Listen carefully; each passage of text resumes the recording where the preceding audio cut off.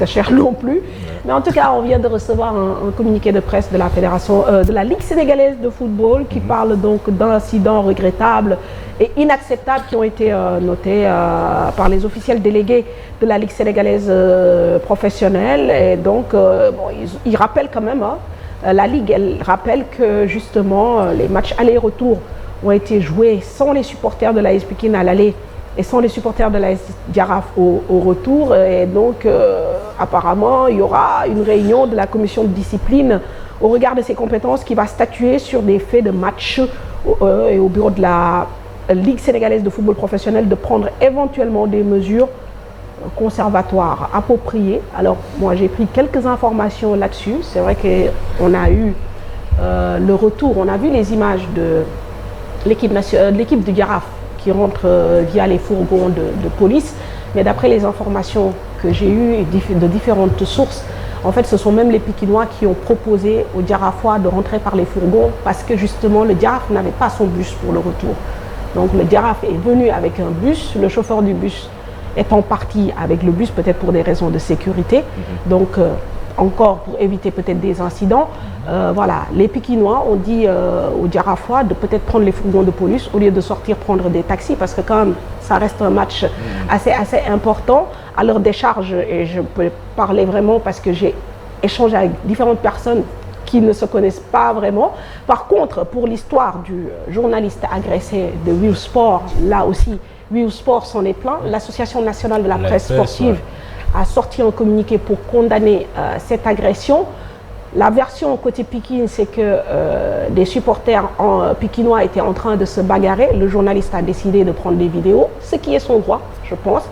Et les supporters pikinois lui ont demandé de ne pas justement filmer ou en tout cas de leur rétrocéder cette vidéo, ce que le journaliste n'a pas voulu faire.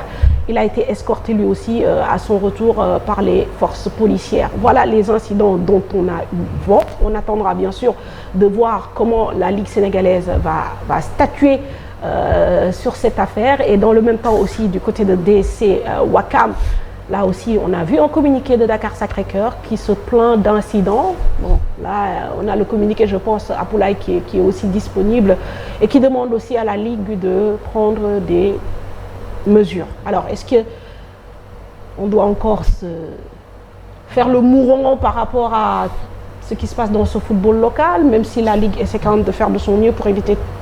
En tout cas, pour ce qui concerne le journaliste, c'est regrettable.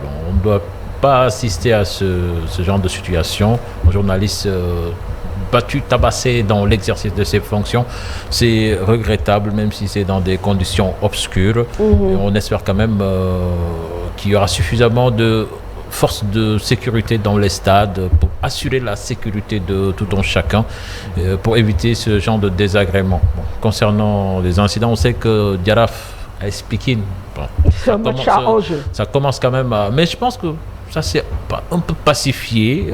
Bon, il y a eu des incidents, mais pas des incidents majeurs qui ont occasionné ou qui pourraient occasionner des interruptions de match ou des trucs de ce genre.